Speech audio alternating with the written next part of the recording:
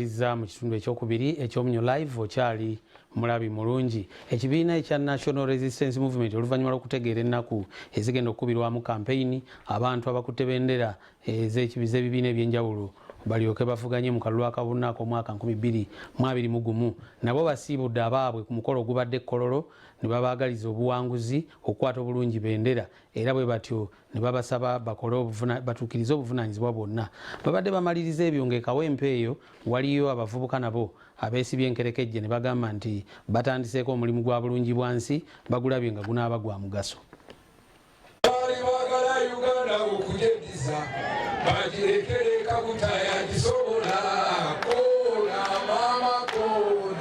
Oluvannyuma lw'okutongoza ennaku entongole ez'okukubirako kakuyege ku mitendera gy'okulonda gyonna okuva nga 9 omwezi ogujja, bannakibiina kya NRM butongole olunaku olwaleero bakwasizza n'okusindika bonna abakikwatidde bendera mu Kampala ku mukolo ogubadde ku kisaawe e Kololo. Era tugenda kukolera wamu okufeffetta akalulu, mbasaba ekintu kimu nti nga tonnaba na kunoonya akalulu kutandika kutambula, sooka owangule mu mutima.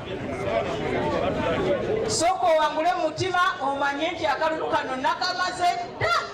Ku lw'omumyuka wa ssentebe wa NRM Alhaj Moses Kigongo, minisita w'ebyobulambuzi era omumyuka wa ssentebe mu Buganda Godfrey Kiwanda Suubi akakasizza nti NRM yakuwangulira waggulu mu Kampala.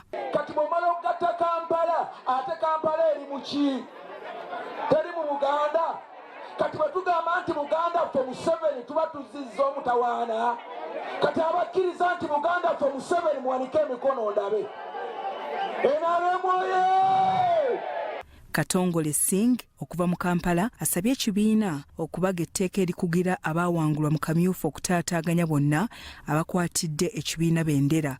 Omuseeke okulaba abajja ne beesimbawo mu primary za NRM tubeere ne resolution ebagaana okujjanga independent.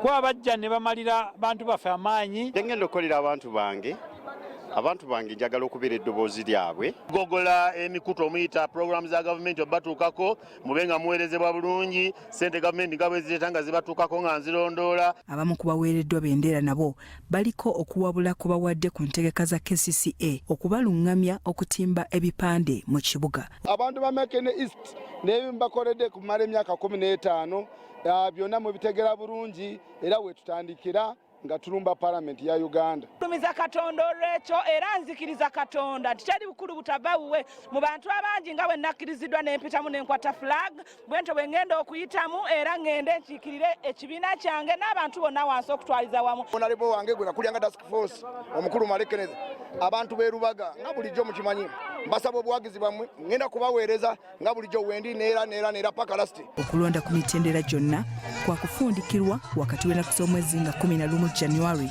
ne 3 February omwaka ogujja 2021.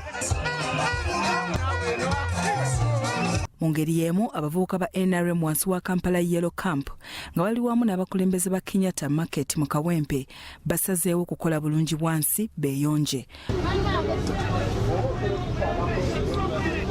Wano we basinzidde ne beekokkola abantu Pulezidenti babasindikira okubatuusaako ebintu byabwe kyokka ne bitabatuukako ne bibulankanyizibwa. Tetulina kye twali tulabyeko okitegeera so ebintu byonna twetaaga okubeera nga tubifuna naye tetubifuna nga abasajja batugamba nti abatusindikira batukuwa bukubi nkokola tetulina kintu kyonna kye twali tufunyeko tuze tuweereza Pulezidenti Museveni. Nitubeshenjerezaho naho muri murugeho mutukwatiriyo nitwenke eminyeto tugerezeho kubakorera campaign konka timukutuyamba nitushaba obuhagizi bwanyu nitushaba obuyambi bwanyu twine projects ezitari zimwe na zimwe mutwire nimuturaganisa ngo nimuza kutuhikaho konka timukwija niterera omuranga Salim Sare ne Museveni ho naho muri murugeyo muturonde nitwe turi eminyeto turi omugeto titwine byokukora.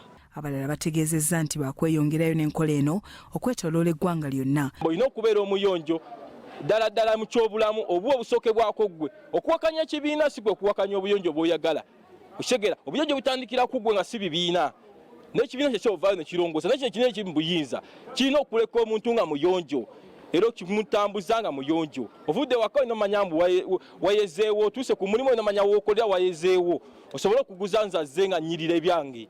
Bo abakolera munda mu katale kano basiimye omulimu ogukoleddwa abavubuka bwe bagezezzaako okubayonja. Bannenze kinsanyusizza nnyo olw'ensonga balina ku kibiina ekituufu ekitambula. Kinsanyusizza nnyo okubeera nga beenyigidde mu mulimu gw'okuyonja ekifo. Ensonga y'abavubuka okwenyigira mu bulungibwansi kiba kitumbula obuyonjo mu ggwanga. Bwe bati beenyigira ku mulamwa nga guno olw'ensonga anti mubalaba balalu bazibu. Wano omuwandiisi w'akatale kano Ssessanga Edward wasinzidde n'alabula abantu abatayagala kuyonja bakolera nti bubakeeredde. Ababeera bagenda maaso n'okuba nga bakyafuwaza ekitundu tuba tujja bakwasisa amateeka kuba ababeera basaasaanya bulwadde tusobola okubawabira eri bakyamaani b'ebitundu oba okukozesa poliisi n'ebeera nga ebazizaamu empisa. Bya Owora Gabriel, Mohamed Wamala ne Wandulo Boni, Salt TV, Omunyo.